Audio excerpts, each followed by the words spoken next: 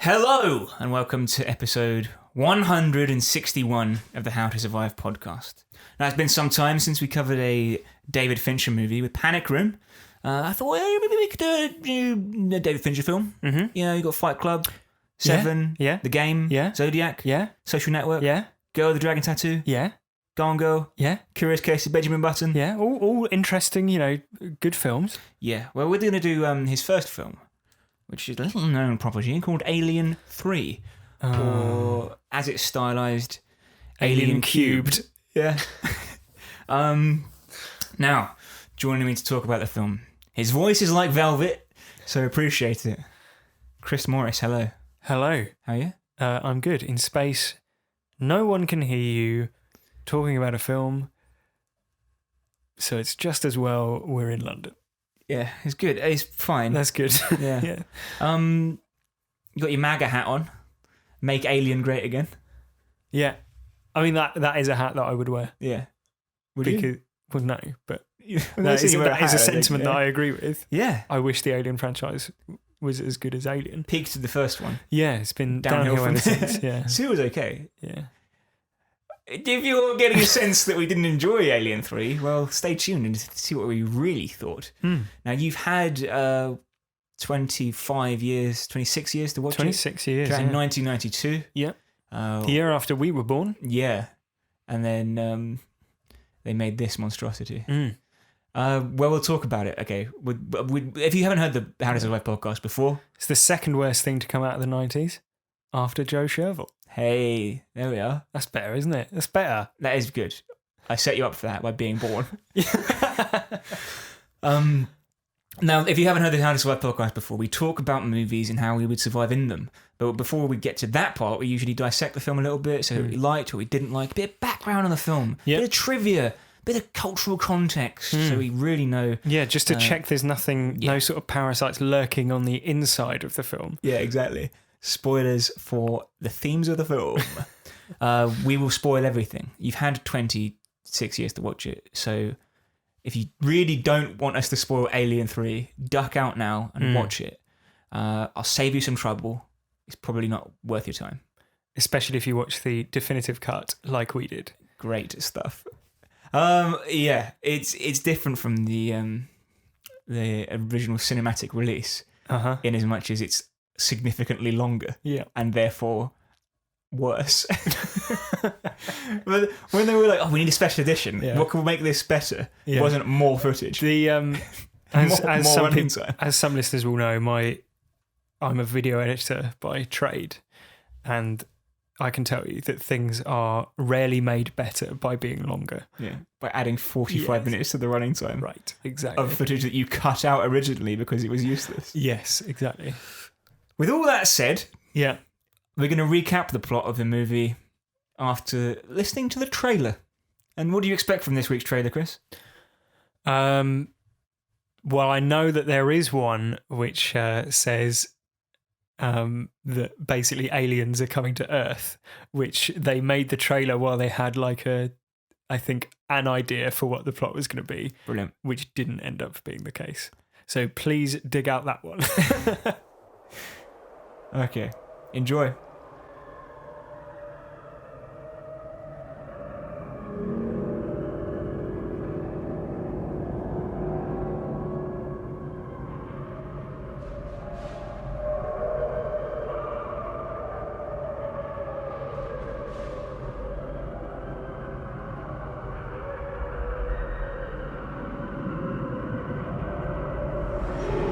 In 1979, we discovered in space, no one can hear you scream.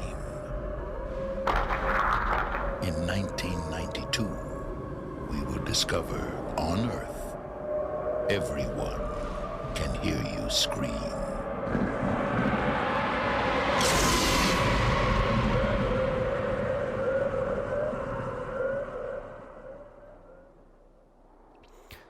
So, a quick recap of the plot, Chris. Yes, please. Because you only watched it 3 hours ago. Yes, and which is almost its running time. Yeah, exactly. Yeah. Alien Cubed follows Aliens directly. And if you remember, at the end of Aliens, Sigourney Weaver's character Ripley escaped from the dying planet with Newt. Newt, who Hicks. was the 10-year-old girl, Yeah. Corporal Hicks, and the destroyed Bishop android, and they just killed the Queen alien. It was an action-packed thriller, very good film, rightly nominated for many Oscars.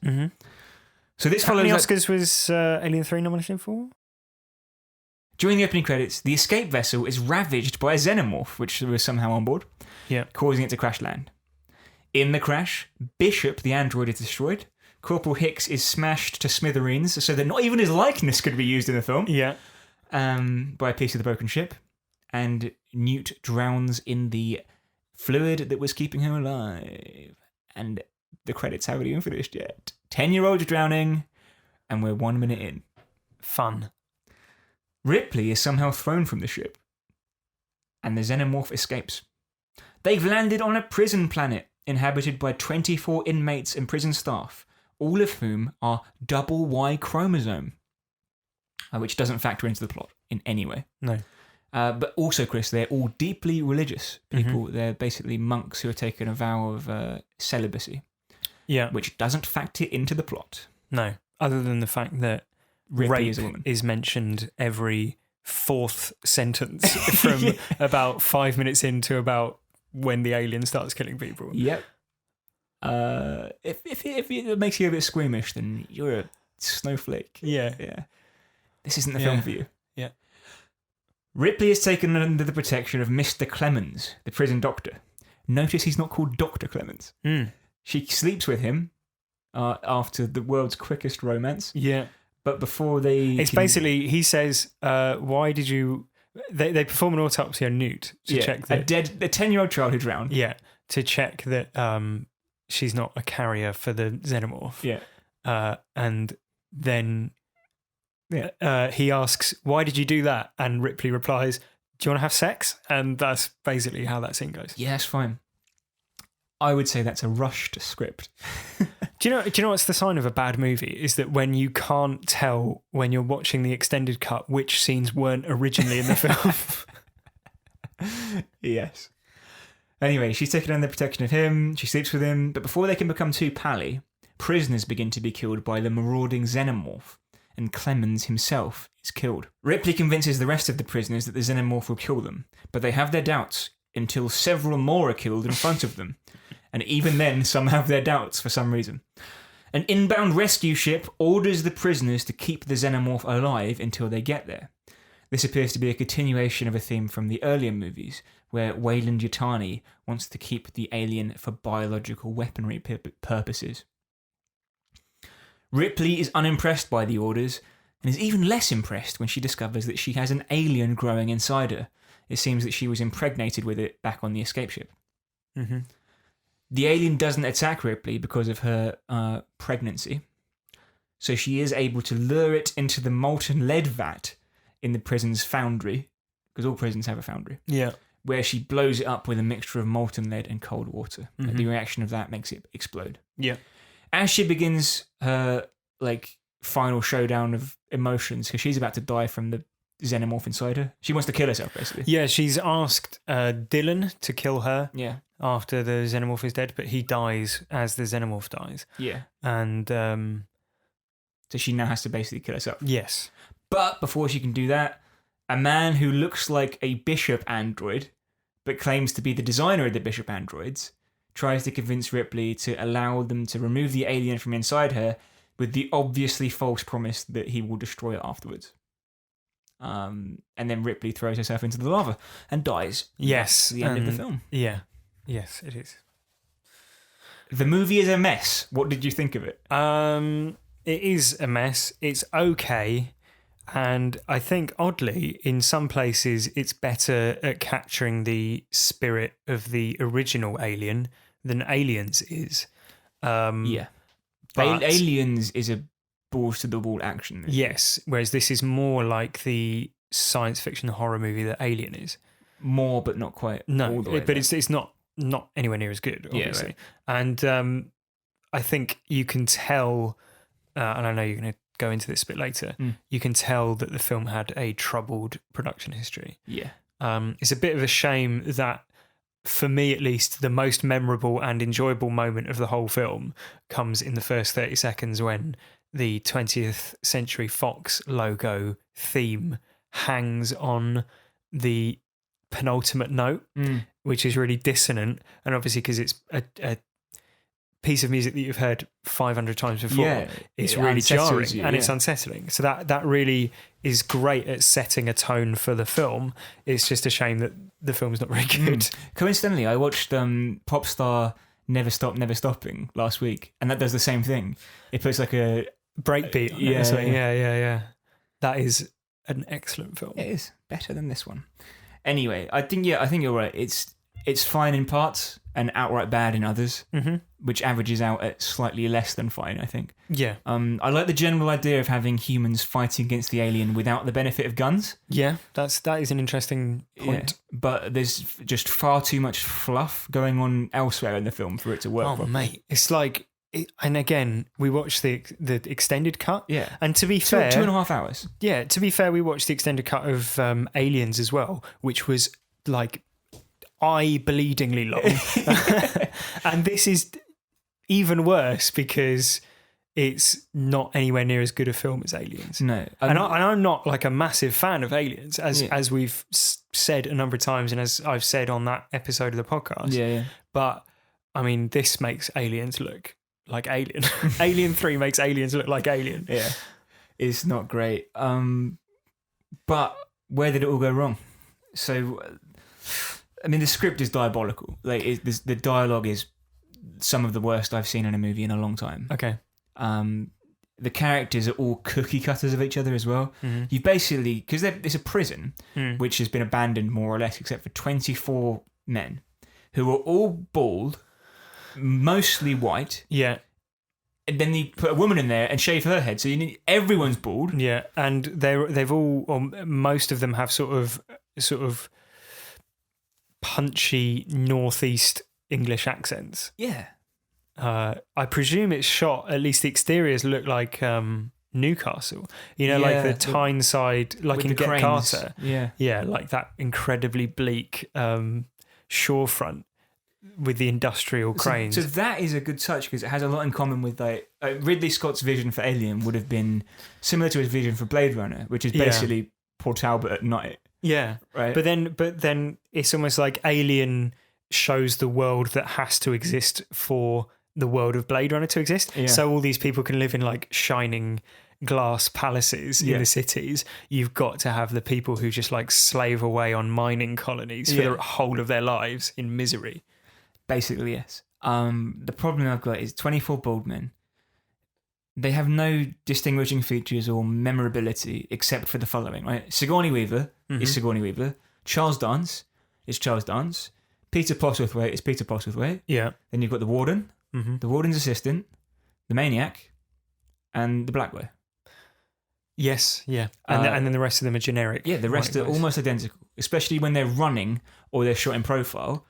And the problem, okay, the final act of the film, I'd say, is basically a music video of a camera being wheeled around on a skateboard. Yeah, like Evil Dead style. Yeah. Chasing after people in long corridors, which looks like the set from... you've been to Thorpe Park? Yes. You know the No Way Out ride? Yeah, X No Way Out. Yeah. It's that. Yeah. Imagine running around that at knee level, chasing after bald men, and that is the end of Alien 3. So it's, busman's holiday for you. That's how you spend most of your free time. Exactly. How do you think I know? Several times I found in that sequence, like, I was going, didn't he just die? Yeah. Like, didn't he just get his head beaten up? Strange. It's an odd situation. I think there appears to be basically 3 movies at play. This is what I wrote down. I've got context for this, but this is what I wrote down while watching it. Okay. You've got 3 movies, which is 1, a sequel to Alien where there are dozens of people fighting one alien without the benefit of weapons. 2, a sequel to Alien in which Ripley is impregnated by a facehugger and must sacrifice herself for the good of humanity. Yeah. And 3, a movie about celibate space monk communist prisoner rapists having their vows put to the test by the presence of a woman. Yeah. Yeah. I mean... The thing is, the premise and the setting aren't bad by any means, and they actually, I think, suit the series and the tone of Alien. It's a nice, like, potted way of furthering the story about what could happen with this universe. Right, exactly. But unfortunately, the execution is just, if it's something about it feels off, Yeah. I think.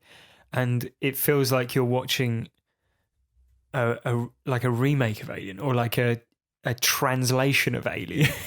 Like Yeah. Alien's been put through some sort of filter Yeah. to... Well, you texted me earlier and said it's like Alien's been put through Google Translate. Yeah, which it is is a bit basically like that. true. Yeah, but somehow Google Translate also translates imagery and design elements Yeah. and things like that. So it's a very strange feeling watching the film.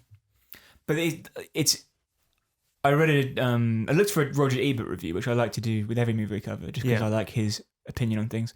He didn't review this, but on his website, someone else has written at length, and I'll quote that later on when we do a bit of context. But Yeah. one thing they noted was that this is unmistakably a David Fincher film, Okay. and as much as every single character, including the heroes, ends up in trouble and they're flawed people, like Ripley, who is a hero from the last film, has evil inside her, literally. Yeah. The high note of Aliens is immediately cut short before the title's even finished. Yeah. Because the Yeah. 10-year-old girl's killed. What's your thoughts on that? Because I think a lot of people see it as in the vein of how fans responded to another sequel to a famous science fiction franchise. A lot of people feel like it's a personal insult the way this Right. film opens to fans of the franchise. What's your thoughts on that? Well, I don't have any particular affinity for new. I quite like the end of Aliens. I like the characters in Aliens. Yeah. I think they're probably more memorable than the characters in Alien even. Mhm. Yeah, maybe some of them. Yeah. Yeah. But I don't care that much. No, it's. I think whenever someone says, "Oh, X or Y is an insult to the fans," I sort of think, Yeah. Well, is that what they set out to do? Really? No, exactly. Well, David Fincher is, as we now know, with the Yeah. benefit of 25 years of hindsight, he's masterful. Yeah. He knows exactly what he's doing.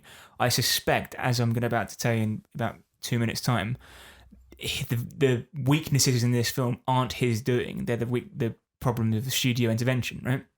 Yeah. And he got a mangled script to start with. But he is good at making films. Yeah. And this is a David Fincher film in like style and tone. Yeah.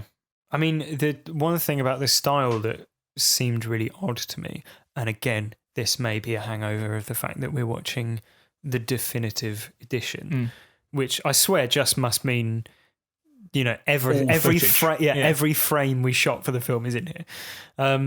Because from the outset, it feels really oddly paced, and it has that sort of very slow atmospheric introduction where you see like little flashes of the facehugger on the ship and things like that. Yeah. And that works for about 2 minutes. Yeah. And then it becomes quite frustrating because that could have been an interesting sort of action sequence at the start. And, imagine the horror of being Ripley, like if she woke up within her sleeper pod and there's a facehugger there and she has to see everything playing out, but she's trapped in the thing. That does happen in Alien Covenant. A similar thing happens. Yeah. The something like that could have made more of that opening sequence. Yeah. I think in Alien and Aliens, we don't really see outside of the perspective of the survivors, but in this, we cut to the alien hatching from the body of an ox. Yeah. And I can sort of see why they did that, because the xenomorph, the mystery of the xenomorph is gone. Right. We know what the xenomorph is. Yeah. So there's no mystery there. But then the way it's cross-cut is sort of, again, you're losing a certain element of what makes Alien great, I think. And then once the xenomorph is loose in Alien, that's the story for the rest of the film. The story is, how are we going to survive the alien? Yeah. In Alien 3, you have the alien getting loose and you see him picking off a couple of people before the rest of the crew knows. Even know about it. Yeah, and so you're watching another half an hour, in the case of this cut, where people are just going about their business and like debating, the prison system and trying to rape Ripley and stuff. And just like, I don't care. Yeah, like yeah. I want to see the alien. Right. I want to see them trying to. I'll play devil's advocate for a minute. Now, David Fincher is known for making serial killer movies, where you will traditionally see the serial killer victims and them killing people Yeah. before the police even know about it. Mm-hmm. That sets the scene for like the movie to come. So you during the opening, you'll be introduced to the characters, including the killer. Yeah. And do you think to an extent that's what's happening here? Well, I think that's the case in Zodiac, and is it the case in Mindhunter? I can't remember. I've only seen it. Mindhunter's a bit different. Yeah. You've got the There's sort of BTK killer throughout, but you don't really Right. see him killing anyone. Yeah. That is very effective. What they do with the BTK Yeah. killer, I think. But the in Zodiac, it works because it's almost like, as an audience member, it's almost immaterial that you're seeing the scenes because you're not going to find out who did it anyway. Yeah, exactly. So it's almost, in some ways, it's a bit sort of lurid and like leering to some extent, if you see Yeah. what I mean. But then I think the problem with doing it in this instance is that you're sapping the tension from the film, because whereas in Alien, once the xenomorph is loose, every scene is a scene where the alien could appear. Whereas in this, it becomes more like a traditional slasher movie, Yeah. in that you have scenes which break the tension, where you've got dialogue or whatever. And then you have And someone then walking you've down got- a dark corridor. Right, exactly. Like, I'm just I'm cleaning this vent. I Yeah. wonder what's going to Alone. happen. Right. yeah. Yeah. With my earphones And in. then there's a couple of moments where they cut across that quite nicely, like when the prison warden is giving a big speech about how there's definitely not an alien on the right, prison yeah. planet, which is, a bit of a joke as well, obviously. I think part of the issue is that, again, definitive edition, it appears that the film wants to show us literally everything that's happening at all times. Yeah. And so there's a bit where an insane man is in the infirmary, Yeah. and he decides that he wants to.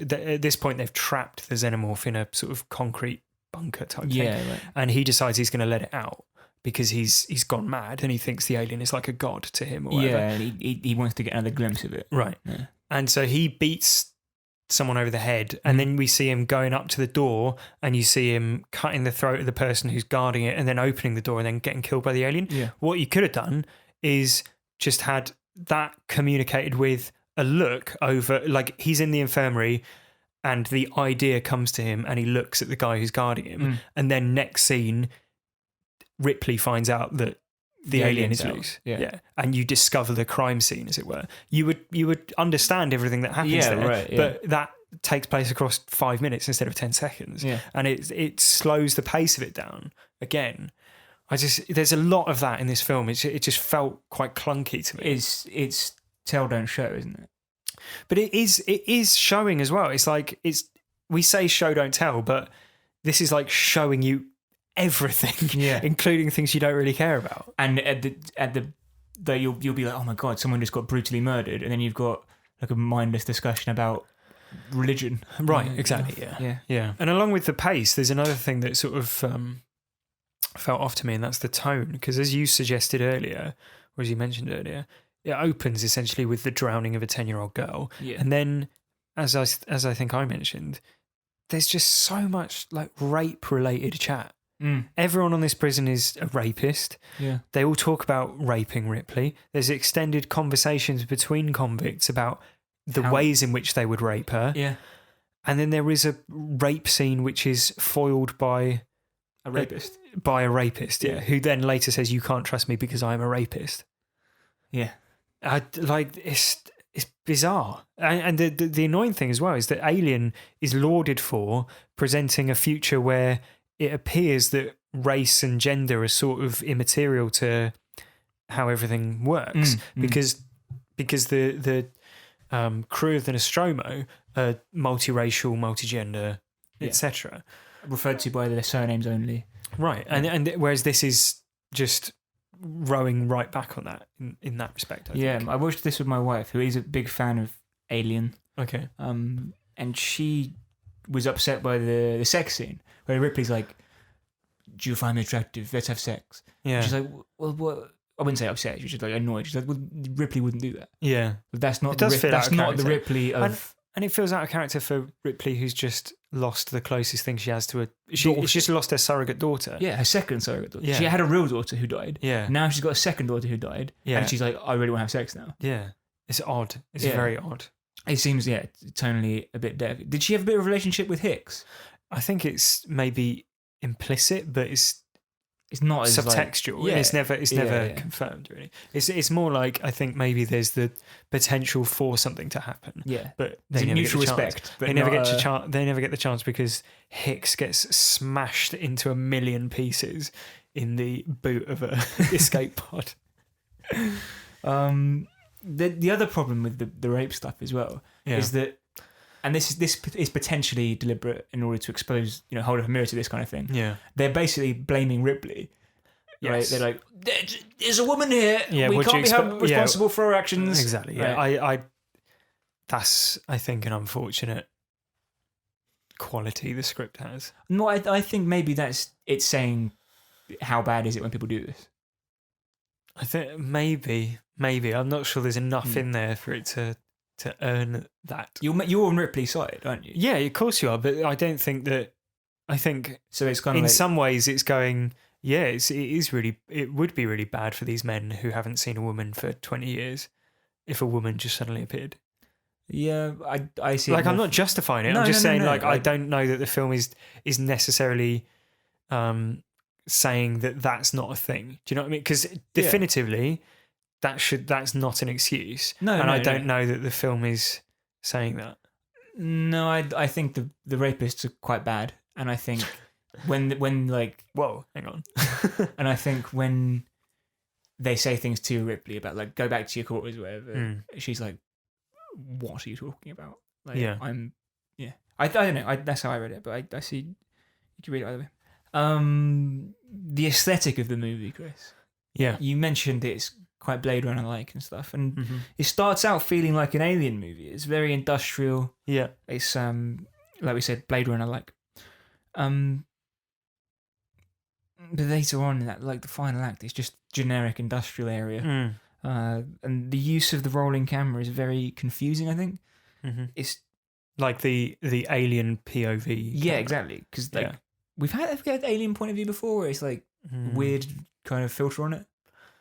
With the fisheye sort of angle. Maybe I don't think. I'm not sure it's in either of the previous films. Maybe there is some shots I think in it was Aliens. in Life where it happened. It was a movie like that where you're like, Right. is this how it sees the world? And Right, you mentioned yeah, that it takes yeah. you out of it because it's like, Yeah, because it's got like a watery filter over Yeah, it in Life, I yeah. think, isn't it? Yeah. right, weird. Yeah. But it's confusing because you've got low level shots on a skateboard, and then you've got low level shots which are stationary and static, and you're like, is this the alien standing still, or Yeah. is this just a low level shot? And but they're cut so close together. You're like, I don't really know if this is the alien moving or Yeah. it would be like if you had the Halloween, Halloween where you've got the handy cam, like if you had that as like a shot where it's not like Michael Myers' perspective. Yeah. It's weird. And there were moments when it felt like an authentic Alien film, like the face licking scene when the alien's right in her grill. Yeah, that's a pretty iconic shot as well, isn't it? It's like It's almost what you think of when you think of aliens. right, yeah, Or when you got the shot of the alien in the rafter where it just like swiped its arm down. yeah. That's quite cool. Mm. But generally, those are the only practical effects. Maybe a couple of like close-ups. Yeah, but, there's a lot. I think a lot of the close-up stuff is practical. but the CGI is there. This- and it's yeah, this- sub N64 levels. Of, Well, it looks like 1992 CGI, doesn't it? yeah, it's not good. When you think it came out, is it 2 years before Jurassic Park? yeah, Yeah. 5 years. No, it's 94, isn't it? Yeah, Jurassic no, you're Park? right. You're right. So it's pretty. Yeah, it Unforgivable. pales in comparison. I think a little bit. Yeah, it's rubbish. It takes you completely out of it now. Maybe that would have been different in '92. I don't know. I think Dylan as a character has the strangest arc and motivations of any character I've ever seen in a film. Yeah, So he goes from his first introduction is basically an over the top religious zealot, and he's giving like a impassioned speech about God and things like this. And the next scene he's in, he's telling Ripley to get lost because I'm a murderer of women and a rapist. Right? Yeah. And you're like, whoa, how should I feel about this guy? yeah, And then you get the scene immediately afterwards where he saves her from being raped. And that's like his closed character arc complete. He's like, oh, Yeah. he's redeemed himself. Yeah. But then when the alien starts killing people, he's like, I'm not going to help you. I've got bigger fish to fry. Yeah, like it just makes no sense. Yeah. Like the thing about Alien is that they all Immediately understand the danger. right, exactly. They all recognize the situation they're in. Yeah. Whereas in this, you just have 20 minutes, and someone has to give an impassioned speech about how actually maybe we should all work together to not all die at the hands of an alien. But he flip flops like 4 times. He's like, I'm not going to help you. He's like, oh no, I'll get these guys behind you.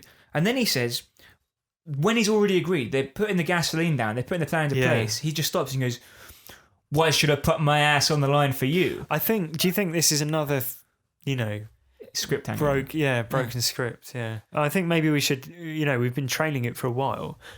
Setting The production up, yeah. history of this film is a Tortured. disaster. Yeah. So I'll give you a brief overview of what I've gathered from various sources, and I'll cite my sources where I read from them. Okay. So the producers of Aliens, David Giler, Gordon Carroll, and Walter Hill all wanted to do something new. Yeah. The idea they had originally was a 2-part movie, which was focused on why Weyland-Yutani want to use the aliens for biological weapons. Right. Sounds a lot like Prometheus and Covenant, really. Maybe. The first movie was supposed to have Ripley in a cameo, but she's in a coma. Right. Cameo. And Hicks would be the main character. Right. And then in the second film, they would flip roles, basically. So she'd have more of a role. And the first screenplay was written by David Giler and Gordon Carroll, I think. Okay. But then they took their proof to William Gibson, the sci-fi writer. Yeah, Neuromancer, is that him? Yeah. The cyberpunk is his thing. Okay. And this is from Wikipedia. This is his idea for the script. Mm. The story picked up after Aliens, with the Sulaco drifting into an area of space claimed by the Union of Progressive Peoples. Yeah. The ship is boarded by people from the UPP, who were attacked by a facehugger hiding in the entrails of Bishop's mangled body. The soldiers blast the facehugger into space and take Bishop with them for further study. The Sulaco then arrives at a space station shopping mall hybrid named Anchor Point. With Ripley put in a coma, Hicks explores the station and discovers Weyland-Yutani are developing an alien army. In the meantime, the UPP are doing their own research, which lead them to repair Bishop. Eventually, Anchor Point and the UPP stations are overrun with aliens, and Hicks must team up with the survivors to destroy the parasites. Mm.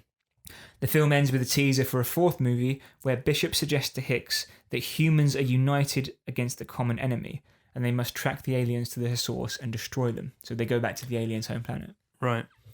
Um, But Joe, they've been created by a robot who is angry at his dad, famously. We'll come back to that. Next, Eric Red wrote a version, and again, this is from Wikipedia. Yeah. The plot opened with a team of Special Forces Marines boarding the Sulaco and finding that all survivors had fallen victim to the aliens. Afterwards, it moved to a small town USA type, in a type of biodome in space. So like a cornfields in space. sort of thing. I guess like Interstellar. They have that right? Yeah. Which culminates in an all-out battle with the townsfolk facing hordes of alien warriors. Yeah. Well, a little bit of added detail to that one, because that was the one that I looked up. And it's slightly more mental than that, because this is the Eric Red script, correct? Yeah. Yeah. So he, the main character was a guy called Sam Smith, who's a soldier who wakes up from a coma with a robotic arm on this aforementioned space station, which has a simulacrum of, Midwest America cornfields. Tractors, red barns. Right. At one point, he discovers a military base where they've been experimenting on xenomorphs, and finds a pen full of animal alien hybrids, including dogs, cats, pigs, and chickens. The film also, this is from Den of Geek that I've got this information, by the way. Okay. The script also contained a zero-gravity sex scene, a Gremlins-like sequence where an alien gets its arms stuck in a waste disposal unit, and a moment where the protagonist's mother, Mary, slaughters an alien with a chainsaw. Then there's a creature dubbed the Alien Human Thing, and finally, the entire space station transforms into a 50-story alien. I can't imagine why they wouldn't make that. It was a real disaster, Sigourney Weaver said of Red Script. Absolutely dreadful. Right, good. So after that, Chris, the Berlin Wall came down, and so the themes of like capitalism and communism were like abandoned, Right. redundant. And at that similar time, the Fox president overruled the decision to have Ripley in a coma, Right. or to have Sergeant An Sam alien- Smith with a robot arm. Right, yeah. He said basically Sigourney Weaver is the franchise, and he's Yeah. not wrong, really. And Sigourney Weaver agreed to do it on the basis that she was given $5 million and there would be no gunplay involved in the script, Okay. which makes it a bit more interesting. Yeah. So then, at this point, according to Peter Sobonici at RogerEbert.com, Walter Hill saw a movie called The Navigator, A Medieval Odyssey, right? An audacious work in which a group of people trying to escape the Black Plague in 14th century England end up in contemporary New Zealand, Right. and was impressed with it to recommend its creator, Vincent Ward, to take over Alien 3. Ward wasn't captivated with the screenplays he saw and came up with a new story that involved Ripley and a certain stowaway crash landing on a small planet where everything is made of wood and which is home to a monastery whose members believe that the creature is the devil. They also believe that Ripley and the sexual temptation she represents as the only female is the cause of all their troubles. Right. Okay. So I had to see things coming together. Yeah, exactly. He was then sacked, and David Twohy, I think that's pronounced Twohy, worked on a script which was set in a prison where illegal experiments were being carried out on xenomorphs for biological warfare. Yeah. Then David Fincher was brought on off the back of some music videos he'd directed. Yeah. The script at this point was already running at $7 million and it wasn't finished. So they started filming with an unfinished script, and they'd gone through Ridley Scott, Rennie Harlin, Vincent Ward, and David Fincher to direct. And the screenplay writers had been Walter Hill, David Giler, William Gibson, Eric Red, Rex Pickett, Larry Ferguson, David Twohy, and there was more to come after that. So what are they complaining about? Yeah. It's basically what happens if it's like development hell of the movie, isn't it, right? Yeah, it is. Yeah, and I think it's probably a miracle that the film that came out of it is as good as it is, because it could have been a lot worse. And I wonder if there were the same issues with Alien Resurrection, which is a lot worse. Which is surprising because it was Joss Whedon. and- Joss Whedon, right? Yeah, Jean-Pierre Jeunet, I think. Yeah. Yeah. How would you have felt if it was 1992 and this was like your first watch of Alien 3, do you think? Well, I don't think so. As I said earlier, it hasn't aged well. But I think I probably feel very similar because the things that I like about Alien and the things that I don't like about Alien 3 are not related to what does and doesn't age well. I don't think like the CGI doesn't really bother me. It's sort of, it looks a bit rubbish, but it's not like, I don't find it, Offensive. it's not, it's not the bad part of the film, is it? No. And so, yeah, I think I quite dislike CGI. It's bad. yeah, I know. I So find it do I. kind of Yeah, no one forgivable. likes bad CGI. Yeah. But what But I mean I- is that I found I think the when- issues run deeper than just some bad CGI. Is Yeah. my point. I And so I think my- in 1992, regardless of how I felt Yeah. about the CGI, I'd still dislike the film for the same reasons. Yeah. I think in other films, you're more forgiving of bad CGI than I am. Maybe, yeah. You might get a feeling of closure on the Ripley plotline. But, there's some fan service stuff like Bishop and... Yeah, well, the thing that I do think the film gets right is the way it expands the universe, just a tiny bit, right? Because Weyland-Yutani are just like a shadowy corporation. Yeah. There are hints about what they want to do with the alien, Yeah. but it's never really confirmed, and you never really see anyone from Weyland-Yutani. In the first movie, you get like a logo. That's it. Yeah, and you get the computer readout Yeah. that what's his name in the first film? The android. It begins with an A, doesn't it? I think. Anyway, he is instructed to return the sample, and in Aliens, the cowardly guy is supposed to do the same thing, right? He tries to get Ripley get Ripley impregnated with the alien embryo, so that he can return her and the egg Brilliant. to Weyland Yutani. So I think it gets that right in that continuing sort of slight widening of the mythology, and like I said, I think some parts of it, the bits that are closer to Alien, that sort of stuff is fine for me. So I think those things are good about the film. Yeah. But yeah, like I said, I don't think the issues that I have with the film would have been solved by watching it at the time, really. Fair enough. I think you're right. How does it fit with the rest of the franchise now, do you think? I mean, we've now had 3 movies since then. Yeah. I think It's one of the quality. saner Alien films now, isn't it? I guess we By have to quite some consider it distance. canonical, right? As we learned in Prometheus, the xenomorph's DNA is adapted from a host organism. So that explains the hybrid nature of this one when it eats the ox. Yeah. I think in the non-extended version, it's a dog. Yes, that's right. But I wonder if David, the android, ever envisaged that he'd cause so much trouble for one specific woman Yes. Yeah. when he was fingering his flute all those years ago. God. All right. So if David Fincher, as we've said, makes quite good movies, would you agree? Yes, I would. What's your favourite? I do love Zodiac. I think it's a masterpiece. Yeah. Yeah. Any other examples of good directors making bad films that come to mind? I don't know. You don't know? Then you'll love the 55 movies made by iconic directors quiz. 55 years. Absolutely. So the game is this. I'm going to name a director, and Yeah. you have to tell me the worst movie they directed. And we're going to keep going until you get one right. Right, And okay. there's 55 of them. Okay, so I've got 55 chances. Yeah. Okay. David Fincher.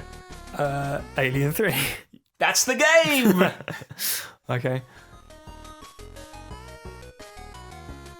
And this is based on Rotten Tomatoes scores. Okay. Take from that what you will. Okay, Guillermo del Toro. Crimson Peak. No, Blade 2. Really? Mm-hmm. Okay. I think there's going to be a lot of that, isn't there? Really? Yeah. Wes Anderson. The Darjeeling Limited. Life Aquatic with Steve Zissou. Really? Yeah. Oh. George Lucas. Red Tails. No, Phantom Menace. Really? Okay. Robert Zemeckis. God, I can't think of Robert Zemeckis. Like, Polar Express. oh, okay, fine. Werner Herzog. Bad Lieutenant and Port of Invincible. I wouldn't know that many Werner Herzog films off the top of my head. Yeah, I'm trying to find what you would. Richard Linklater. Is it Sex Tapes? Bad News Bears. Okay. Martin Scorsese. Martin Scorsese. What's his sort of? Oh, Hugo, maybe? That's like 94%. Is it? Yeah. I do love Hugo. Beloved. So, yeah. No, it was Boxcar Bertha. Oh, fuck me. Right. David Cronenberg. Bug. M. Butterfly. Ang Lee. Hulk. Billy Lynn's Long Halftime Walk. Fellini. Federico Fellini. I've no idea. The Casanova de Fellini. Right.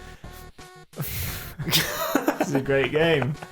I'm quite compelled by it, but I hope that I get one soon. Yeah. Tim Burton. Tim Burton.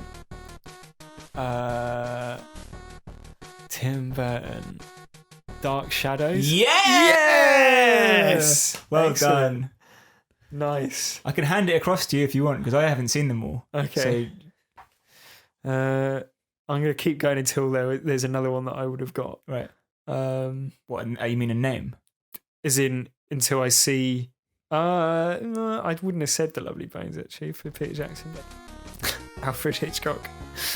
Like, you'll never get it in a billion years. Juno and the Paycock. Oh, yeah. Tip of my tongue. Robert Redford. No, I don't know. Lion for Lambs. Ridley Scott. The way you're like grimacing and squinting, I'm guessing. That's because I'm not wearing my glasses. All right. Okay. Just for is it the Russell Crowe one that isn't Gladiator? It's called A Good Year, and it is starring Russell Crowe. Russell Crowe has many talents, but a gift for light comedy is not one of them. Yeah. Clint Eastwood.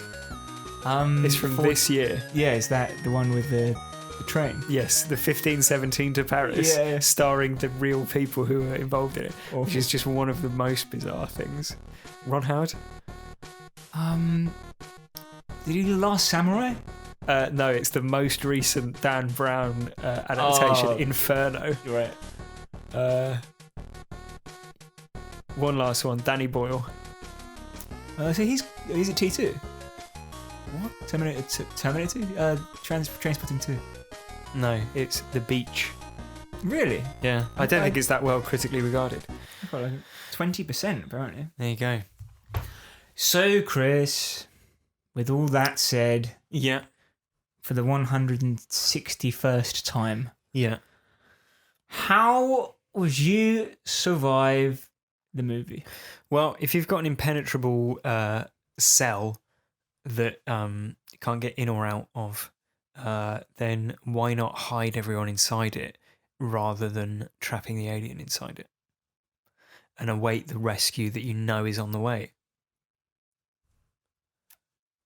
You've solved the film. So lock it Outro music. lock it out, not lock it in. Yeah.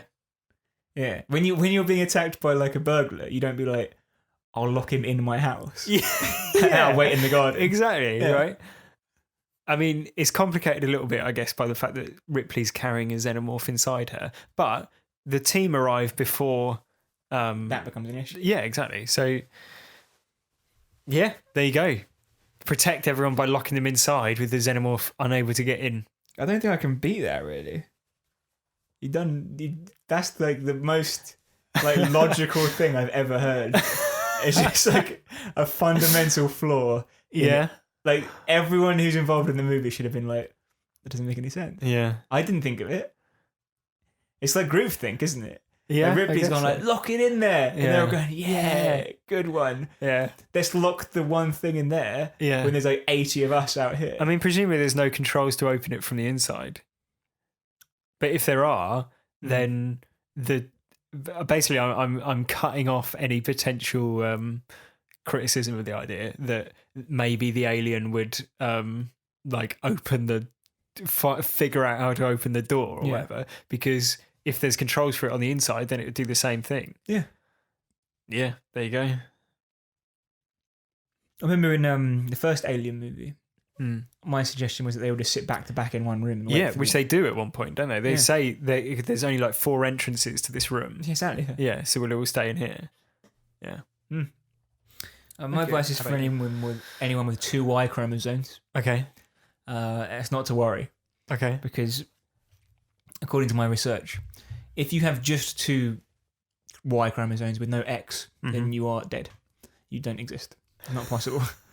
If you have See, you can't get killed by the alien Exactly, yeah. because you don't exist. if you have XYY syndrome, Yeah. which is a real thing, which is the presence of 2 Y chromosomes, basically an extra chromosome, 47th. Yeah. This is from a website. I don't remember which one. Most people have 46 chromosomes in each cell. In males, this typically includes 1 X chromosome and 1 Y chromosome. Uh-huh. XYY syndrome is a genetic condition that occurs when a male has an extra copy of the Y chromosome in each of their cells. Mm-hmm. Sometimes this mutation is only present in some cells. Males with XYY syndrome have 47 chromosomes because of the extra Y chromosome. Right. Really hitting that home. Yeah. This condition is also sometimes called Jacobs syndrome or other things. For the most part, people with XYY syndrome live typical lives. Some may be taller than average by 7 centimeters Right. and face learning difficulties or speech problems. Okay. They may also grow up with minor physical differences, such as weaker muscle tone. Besides these complications, though, males with XYY syndrome don't have any distinguishing physical features and they have normal sexual development. So There you go. it's pretty much. It's all going to be okay. Well, that fact that they've got at one point 5,000 people with Y chromosomes Yeah. is medically impossible. Yeah. It's not possible to live with it, Yeah. and it's also a like economical feat because it's like how did you them find all? that many people? And I mean, why the are they universe all- the universe is infinite, but they're all humans. Yeah. So, except the xenomorph. well, that's true. Maybe that's what is happens. the Is the xenomorph? xenomorph. Yeah. Anyway, that's my point. Is don't worry too much. Yeah. If you 'cause have it's to, not- it doesn't make you a murderer and mean you're going to be locked up on a mining No. planet. Okay. However, raping and murdering will get you put on the Yes. mining planet. Maybe that's a symptom of YY. But it's not. So, no, I know. It's not an excuse. No. Neither is there's a woman here. No. Back to the cell, Joe. Yeah. Why wouldn't you have more than one person guarding the door to the cell? Right. What is more important than that right now? Yeah. Like, there's a thing that will kill all of us. Just to put like 10 people on it.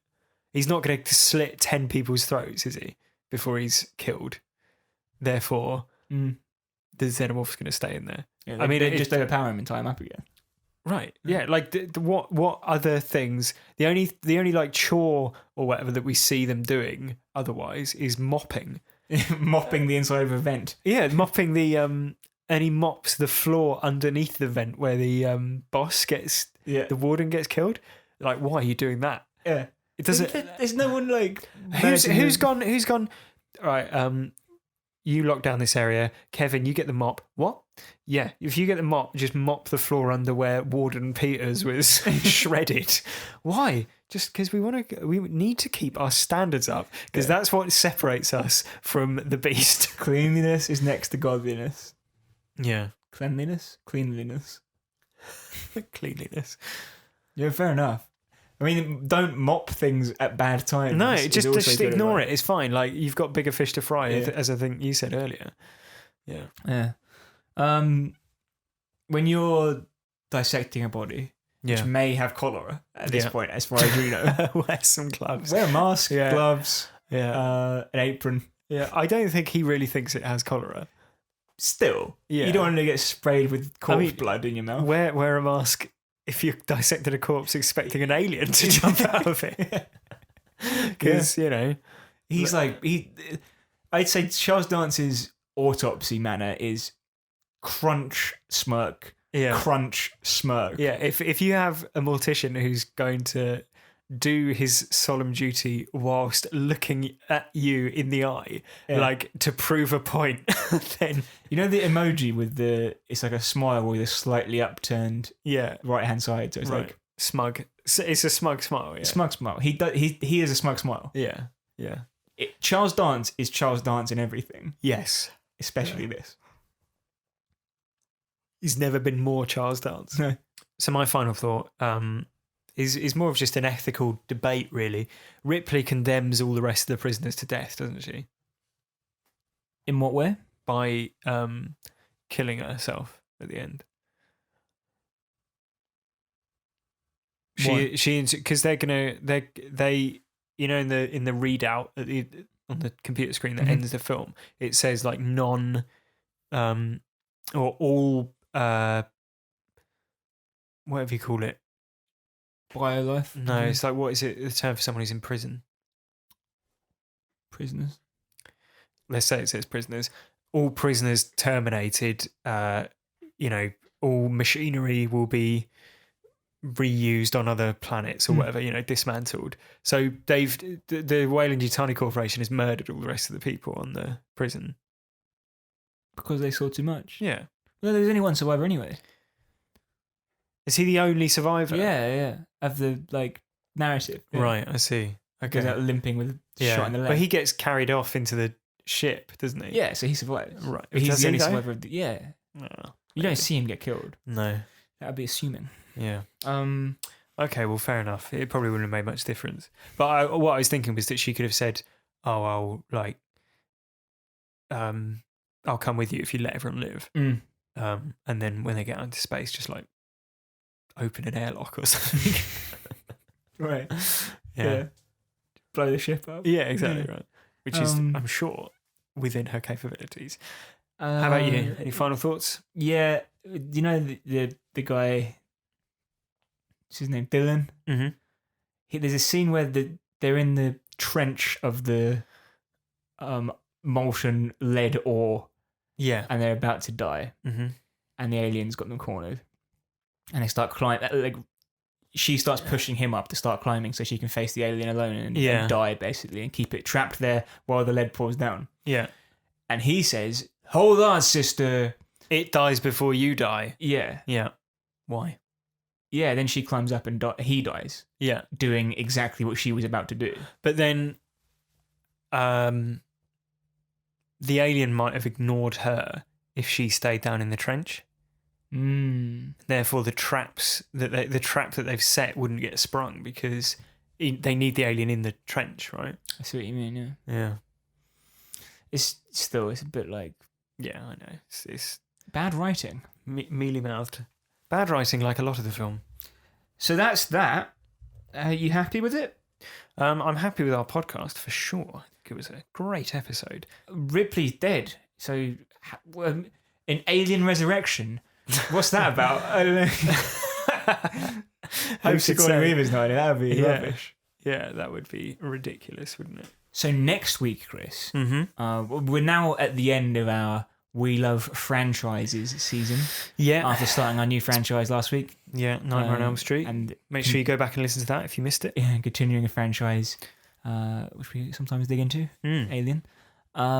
Next week begins We Love Found Footage season. Yeah. Our other great love, famously. Because it's been 10 weeks, Joe, since we covered a Paranormal Activity movie. So, we're starting to get withdrawal symptoms, aren't we? Yes. So, but it also matches nicely because we've had both of these films recommended by a number of listeners. Yes. Creep 2 will be first. That's next week. It's available on Netflix.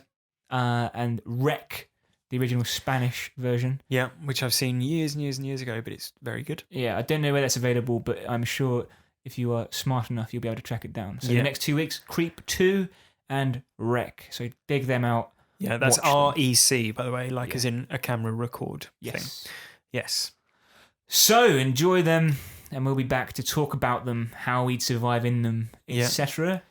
next time. Yeah, if you've got any thoughts on how you'd survive any of those films, or if you'd like to recommend us a film, howtosurviveshow@gmail.com is the email address, and @howtosurvivepod is the Twitter handle. And if you've enjoyed what you've heard, I've noticed that I know how many people download it. Yeah. I was about to say the same thing. Yeah, and I know how many reviews we get. Yeah, not everyone is sat there reviewing. So you, sitting on the train right now, you've got nothing better to do. Come on, take your phone out.